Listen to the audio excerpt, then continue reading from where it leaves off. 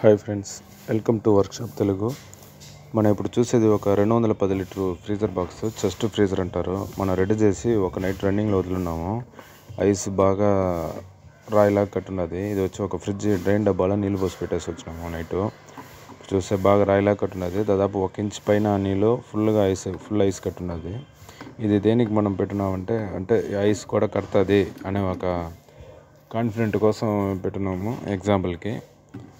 కానీ మనం మొత్తం ఐస్ క్రీమ్ కోసం ఈ బాక్స్ చేయట్లేదు. ఒక కూల్ డ్రింక్స్, పాల ప్యాకెట్ ఆ పర్పస్ కోసం చేస్తున్నాము. దీనిలో వచ్చి 57 కంప్రెసర్ వస్తుంది. వోల్టాస్ కంపెనీ వాళ్ళది. ఇది ఎల్జీ కంప్రెసర్ వస్తుంది.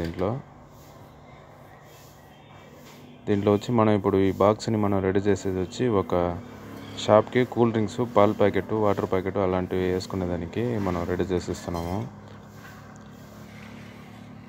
57 కంప్రెసరు. ఇది మామూలుగా మనకు మామూలు ఫ్రిడ్జ్కి అయితే ఒక 300 లీటర్ వరకు బాగా సపోర్ట్ చేసే కంప్రెసర్ ఇది, మామూలు డబుల్ డోర్ ఫ్రిడ్జ్లు అయితే. ఇప్పుడు మనకు ఆల్రెడీ ఉన్న లెంత్ వచ్చి ఒక్కొక్క పైపు వాళ్ళు 2 ఇంచుకి ఒక పైపు అన్నట్టు వేసి ఉంటారు. 8 లైన్ దాకా వేసి ఉంటారు. మనం ఇప్పుడు 4 లైన్ వరకే వేస్తున్నాము. ఫస్ట్ వచ్చి 5 ఇంచు గ్యాప్ ఇచ్చేసి దాని తర్వాత 4 అన్నట్టు వేస్తున్నాము. ఒక 4 వరుస వేస్తున్నాము. 1/4 పైపు వేస్తున్నాము మనం. దీనికి వచ్చి దాదాపు ఒక 10 మీటర్ లోపల సరిపోతుంది. మామూలుగా 300 లేదు 400-500 ఆ సైజ్ అయితే మనకు 12 నుంచి 14 మీటరు, 15 మీటర్ దాకా పడుతుంది. ఆ బాక్స్ సైజ్ తగినట్టు మనం చుట్టే వాటం పట్టి లెంత్ అనేది అవుతుంది. మనకు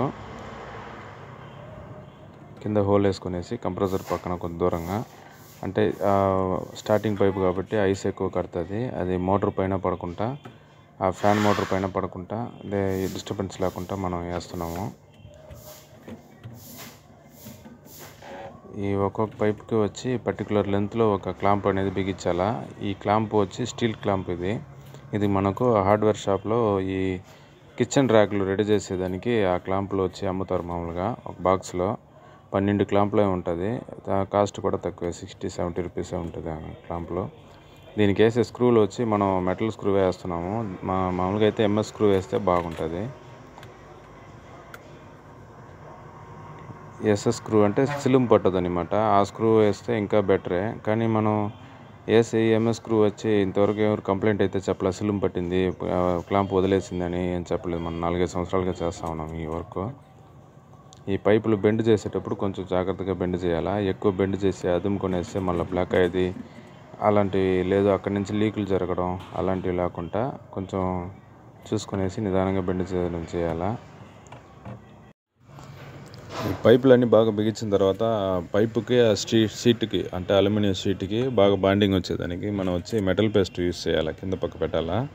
పెడితేనే మనకు ఐస్ అనేది బాగా నీట్గా వచ్చి స్ప్రెడ్ అవుతుంది. లేదంటే ఆ పైప్ వరకు రౌండ్గా అట్లా లావుగా ఐస్ చుట్టుకుంటుంది, కానీ మనకు కూలింగ్ అయితే అంత పర్ఫెక్ట్గా రాదు. మెటల్ పేస్ట్ పెట్టాలి ఖచ్చితంగా.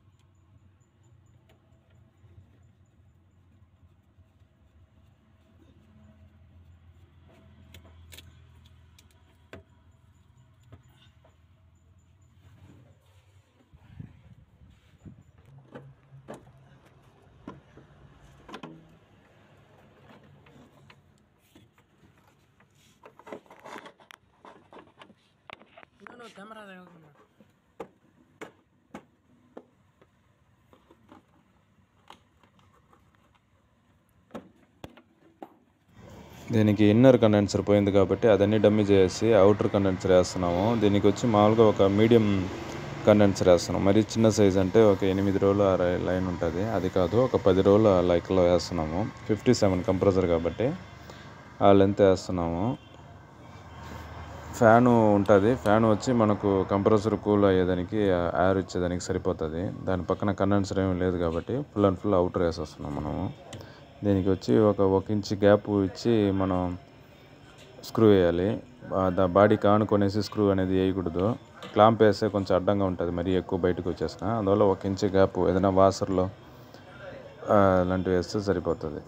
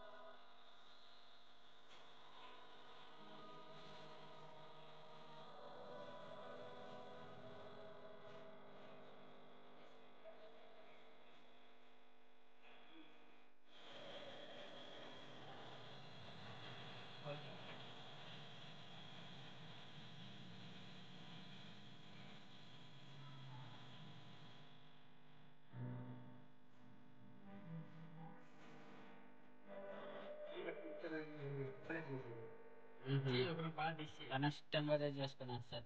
పెట్టాము చేయి పెట్టి బాగా పెట్టాలి. వంట అయితే బాగుంది.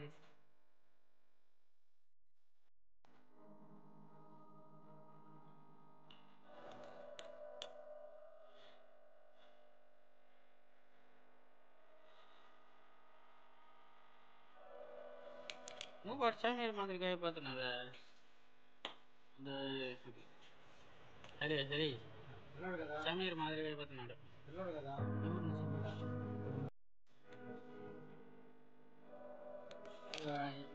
అంటే ఏసీ మరి మరి అంత బొద్దు కాదు నేను. మరి అంత చుట్టుగా చిన్న చుట్టు కాదు, చిన్న చుట్టు కాదు. ఒక మట్టి పడినాడా కింద కూర్చోడా అంటే దొల్లండేయాలి ఇప్పుడు. చెప్పునా మొత్తం